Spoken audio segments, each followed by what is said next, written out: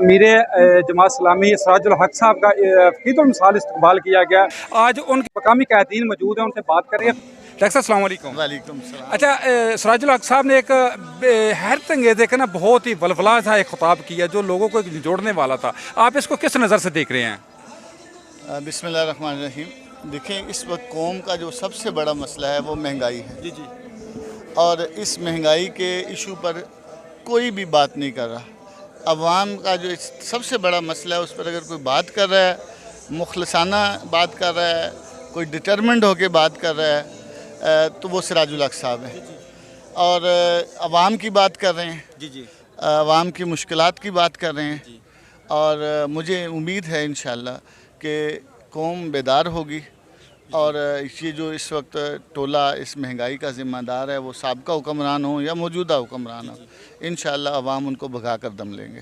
अच्छा डॉक्टर साहब, एक कॉल भी करके गए हैं कि अगर मैं इस्लामाबाद में आपको कॉल दूं तो आपने आना है, उस हवाले से आप क्या कहेंगे? आपने देखा वज़ीराबाद के अवाम की एक कसीर तादाद मौजूद थी, सब ने लब्बैक कहा है। पूरा मुल्क लब्बैक कहेगा इंशाअल्लाह। ठीक है। अच्छा डॉक्टर साहब, जो कह रहे 34 साल जर्नैल खा गए और उसके बाद सियासतदान करप्ट हुक्मरान खा गए, तो इस हवाले से आप क्या कहेंगे? तो इसमें क्या झूठ है? इस 70 सालों में 75 सालों में ये जो कर्ज चढ़ा है ये कहाँ गया है? कहाँ खर्च हुआ है? बाहर के बैंकों में गया। वो सिविल ब्यूरोक्रेसी हो या अदरवाइज़ हो, हर यानी सियासतदान हुक्मरान हो या अदरवाइज़ हो, वो ज़ाहिर है पैसा पाकिस्तान में तो नहीं पहुँचा, आपके मुल्क पर तो नहीं खर्च हुआ।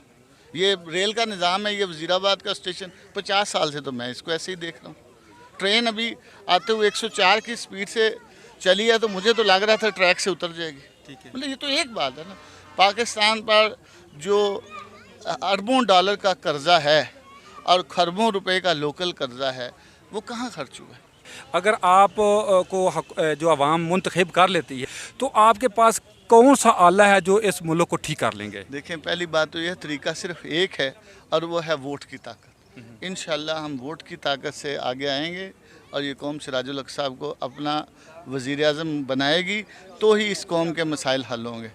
दूसरी बात यह कि जमात इस्लामी के पास ऐसी टीम है, माजी में साबित किया हमने कराची की अगर मेयरशिप मिली है, जितनी दफ़ा मिली है हमने वहाँ पे काम करके दिखाया और उतना काम किसी और ने नहीं किया।